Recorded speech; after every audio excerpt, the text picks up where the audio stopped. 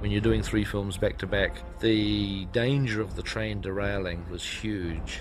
We knew we had to plan these movies as detailed as we possibly could because there'd be very little room for error. When Peter set out to start designing the film, he basically pre-visualized every shot.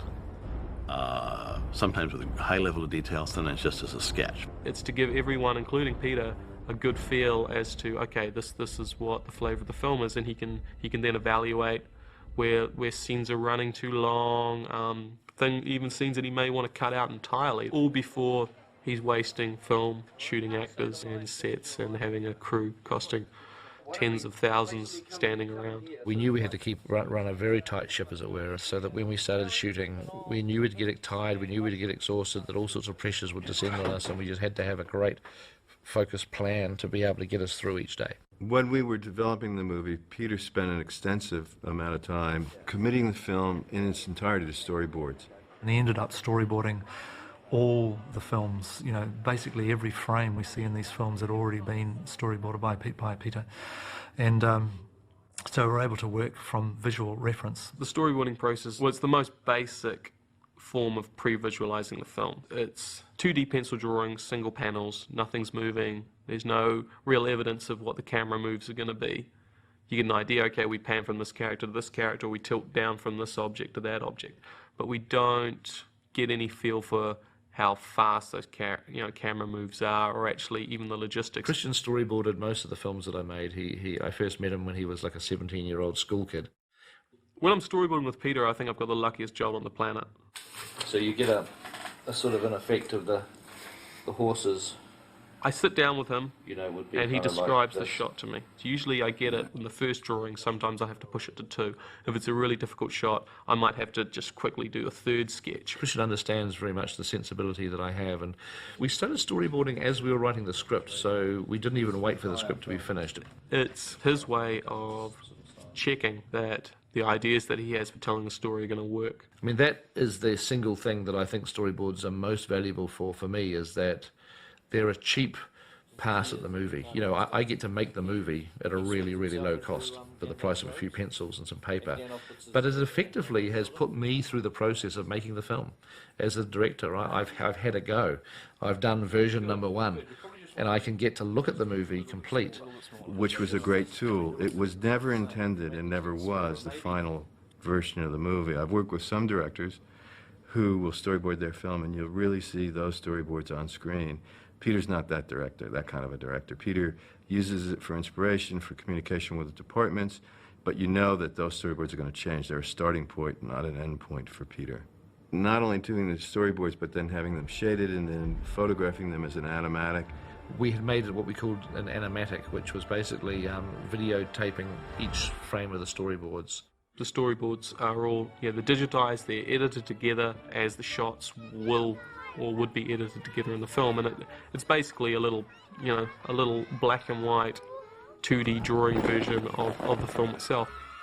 We'd got some local New Zealand actors together in a studio, and there was 5 or 6 actors, and they had read through the script in a recording studio, playing the different characters, and then those voice tracks had been edited with the storyboards.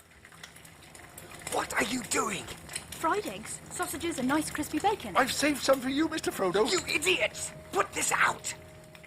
Was looking at a version like of the Lord of the Rings as almost like a comic book with words, and we put temp music with it. You're seeing the storyboards as they pace in the film, as you want them to pace in the film, and so you get a feeling for the progression of story and the pacing of the storytelling. Peter told us about it, and he was like, all right, I'll screen it for you before we start filming. And we all got to Pete's house, and he screened us this animatic, and it was a trip to read the script and talk about the script and get ready for the process of making the film, and then suddenly see a very rough compilation of those ideas put onto the screen. I mean, in some ways, we'd felt like we'd watched the film. What was great about that is the script was powerful enough that it actually came across and it resonated. in that rough form. And what we did on this movie, which I'd never done before, is I wanted to go one more stage with the storyboards and make them more accurate than they usually are. Grant Major would draw up the final plans for each set that had been designed. Some of these were initially made into architectural models, which were made fairly quickly. We ended up calling them animatic models, and we used them so that Peter could actually get a lipstick camera, get little toys. You know, we get little figurines that we always had, like Hobbit size, you know, human size, you know, Balrog size. We had all these little toys. It was great. He could actually have them in this little, you know, model that was either a reference point for the set or for a miniature down the road. So the storyboards that he had done previously were expanded on shot by shot by the use of his camera working around our models. And we'd have it hooked up to a video monitor that I'd have a freeze frame function on. And he'd say, okay, that's, you know, sometimes you'd just sit there and you'd see him sort of, you know, just pottering around, just trying to work out what kind of camera move he'd want to do for the shot.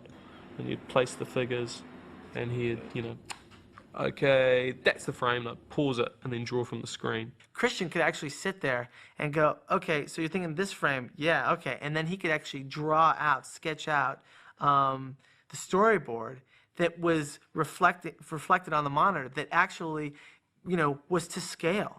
That, you know, that was showing something that had the figure to the background all to scale and made sense and could actually be replicated when you thought about what you were shooting on the set. We basically knew that we were publishing a set of storyboards that were actually accurate, that this angle was here, and when we finally walked onto the set in a year's time with the actors and the full set was built, we'd be able to find exactly the same angle on set as we had with the miniature.